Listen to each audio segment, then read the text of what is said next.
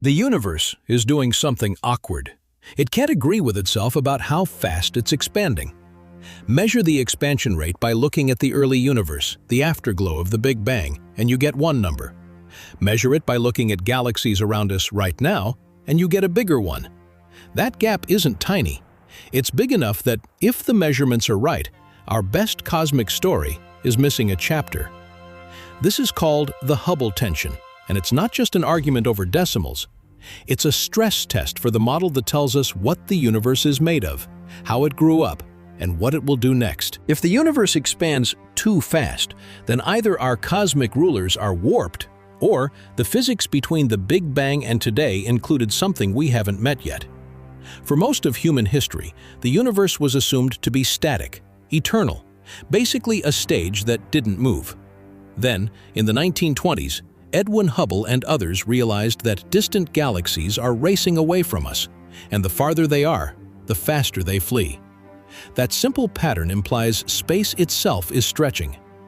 The number that describes the present-day expansion rate is the Hubble constant, written h0. How many kilometers per second a galaxy appears to recede for every megaparsec of distance? The name constant is a bit of a trap. The rate changes over cosmic time. h0 is just the value today.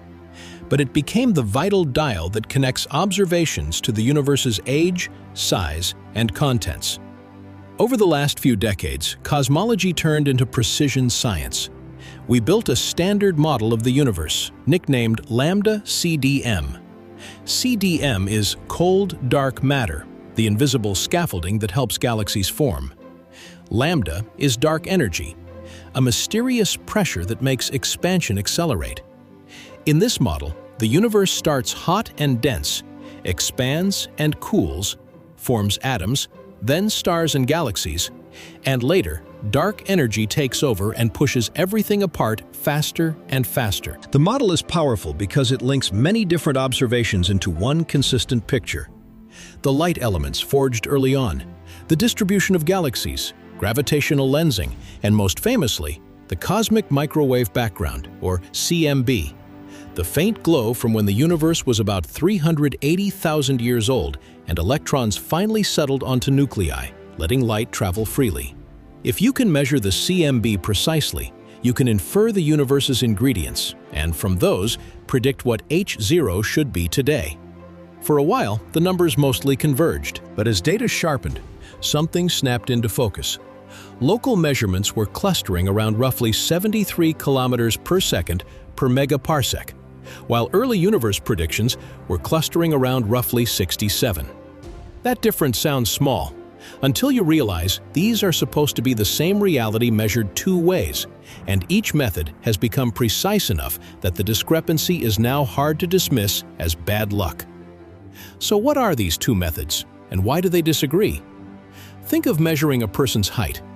One approach is direct. Stand them against a wall and use a tape measure. The other is indirect. Measure the length of their shadow at a known sun angle and calculate height. If those disagree consistently, either one tool is miscalibrated or your assumptions, like the sun angle, are wrong.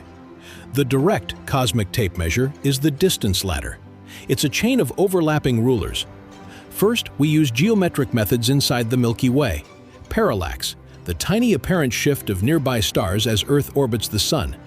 That calibrates the true brightness of certain stars, like Cepheid variables, which pulsate with a period that reveals their intrinsic luminosity. If you know how bright a Cepheid truly is and how dim it appears, you can get its distance. Cepheids live in other galaxies, where we also see Type 1a supernovae, stellar explosions that reach a near-standard peak brightness. Calibrate the supernovae with Cepheids in the same galaxies, and suddenly supernovae become beacons visible across a large chunk of the universe. Map supernova distances against galaxy redshifts, the stretching of light due to expansion, and you infer h0. This ladder has been refined obsessively, correcting for dust, selection effects, the properties of host galaxies, and the details of stellar populations. Teams using different instruments and analysis choices keep landing on similar answers in the low to mid-70s. Another late universe route uses gravitational lens time delays. When a massive galaxy bends light from a quasar behind it, multiple images arrive at different times, and those delays encode distances and h0. These too tend to prefer a higher expansion rate, though with their own complexities. The indirect method starts with the CMB. The early universe was a plasma, photons and particles coupled tightly, like sound waves in a hot fog.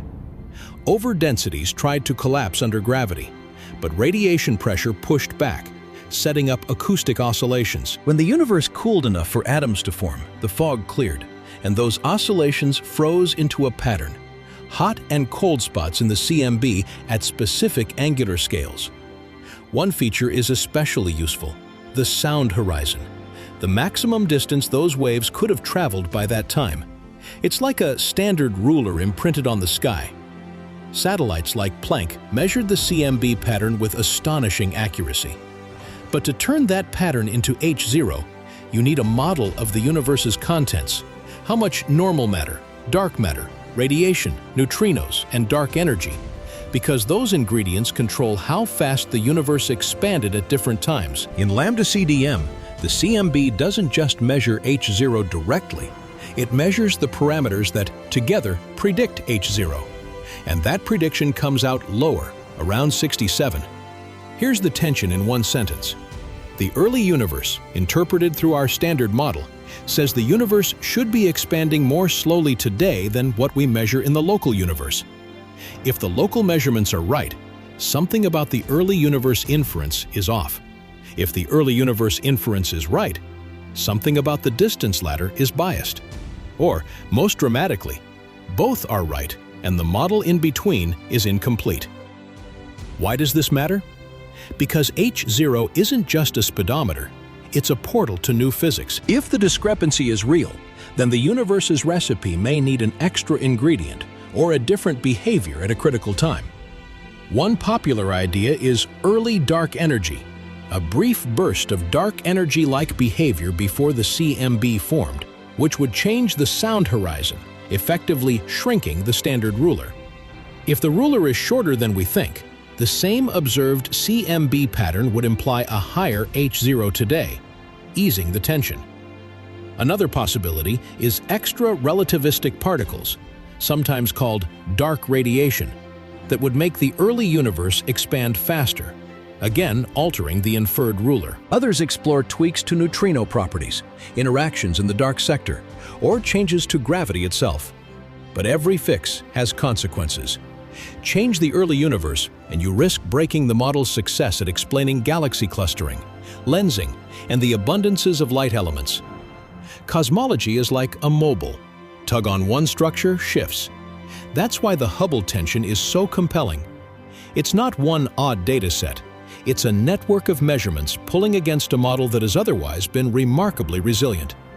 What happens next is less about a single dramatic discovery and more about relentless cross-checks. Gaia improves parallax, tightening the first rung of the ladder. The James Webb Space Telescope probes Cepheids and supernova hosts in new ways, testing hidden biases. New surveys map baryon acoustic oscillations, the same early universe sound waves, but seen later in the distribution of galaxies, providing an independent ruler at intermediate times. Gravitational wave standard sirens, mergers of neutron stars and black holes, offer distances without the traditional ladder at all. The waveform tells you how far the event is, and a host galaxy redshift tells you how much the universe has stretched since the wave left. If these approaches converge on the higher number, the universe is signaling that lambda CDM is incomplete. If they sink toward the lower number, the tension was a mirage born of subtle systematics. And if they stay split, we may be staring at a genuine crack in our cosmic foundation. The Hubble tension is, in a way, a rare gift. Most of the time, nature doesn't tell you where to look. Here, it's pointing at a specific mismatch between the universe's childhood and its adulthood. Either our measuring sticks are bent, or the universe changed its rules in the middle of the story. The next few years could confirm that our standard model survives yet another challenge, or reveal that dark doesn't just mean invisible, but unfamiliar. Want more videos that chase the universe's biggest unsolved problems? Subscribe